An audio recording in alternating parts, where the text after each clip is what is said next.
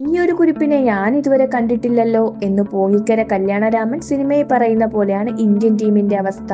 കളിയുടെ തലേ ദിവസം പരിക്കുപറ്റി പുറത്തുപോയ ഹസരംഗയ്ക്ക് പകരം വന്ന ജെഫ്രി വൺഡ്രസയുടെ മികവിൽ ശ്രീലങ്ക ഇന്ത്യയെ 32 റൺസിന് തോൽപ്പിച്ചു.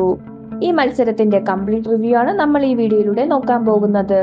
ഇതുപോലുള്ള കൂടുതൽ കായിക ലോകത്തെ വിശേഷങ്ങൾക്കായി ഈ ചാനൽ മറക്കാതെ സബ്സ്ക്രൈബ് ചെയ്യൂ. രണ്ടാം മത്സരത്തിലും ടോസിന്റെ ആനുകൂല്യം ലഭിച്ച ശ്രീലങ്കൻ ക്യാപ്റ്റൻ അസലങ്ക ബാറ്റിംഗ് തിരഞ്ഞെടുക്കുകയായിരുന്നു. എന്നാൽ മികച്ച ഫോമിലുള്ള നിസംഗയെ ആദ്യ ബോളിൽ തന്നെ പുറത്താക്കി സിറാജ് ഇന്ത്യക്ക് മികച്ച തുടക്കം നൽകി.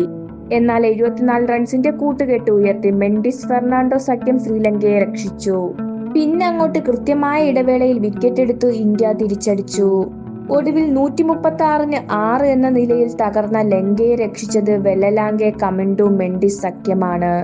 72 റൺസ് ഇരുവരും കൂട്ടിച്ചേർത്തു. ഒടുവിൽ നിശ്ചിത 50 ഓവറിൽ 9 വിക്കറ്റ് നഷ്ടത്തിൽ ലങ്ക 240 റൺസ് നേടി. ഇന്ത്യക്ക് വേണ്ടി സുന്ദർ 3 വിക്കറ്റ് എടുത്തു. മറുപടി ബാറ്റിംഗിൽ ഇന്ത്യക്ക് പതിവ് പോലെ മികച്ച തുടക്കമാണ് ക്യാപ്റ്റനും വൈസ് ക്യാപ്റ്റനും നൽകിയത്.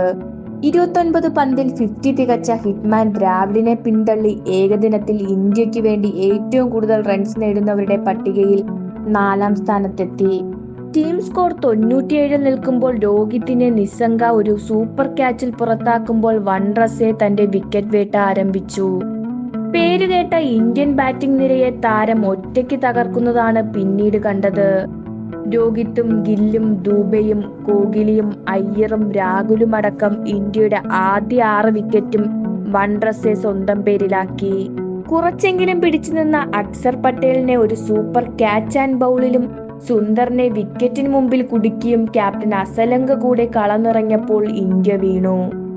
അവസാന വിക്കറ്റായി അർഷദീപും റണ്ണൌട്ടായപ്പോൾ ഇന്ത്യൻ പതനം സമ്പൂർണമായി.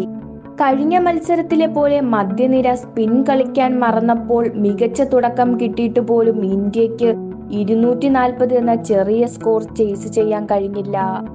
കഴിഞ്ഞ മത്സരത്തിലെ പോലെ തന്നെ ഇന്ത്യയുടെ 9 വിക്കറ്റും ലങ്കൻ സ്പിന്നേഴ്സ് തന്നെ വീഴ്ത്തി. ഈ വിജയം ലങ്കൻ ക്രിക്കറ്റിന് ഉണ്ടാക്കാൻ പോകുന്ന ഉണർവും വലുതാണ്. ഒരു മത്സരം ബാക്കി നിൽക്കുമ്പോൾ ലങ്ക പരമ്പരയിൽ 1-0 മുൻപിലെത്തി. വൺഡ്രസെ തന്നെയാണ് കളിയിലെ താരം.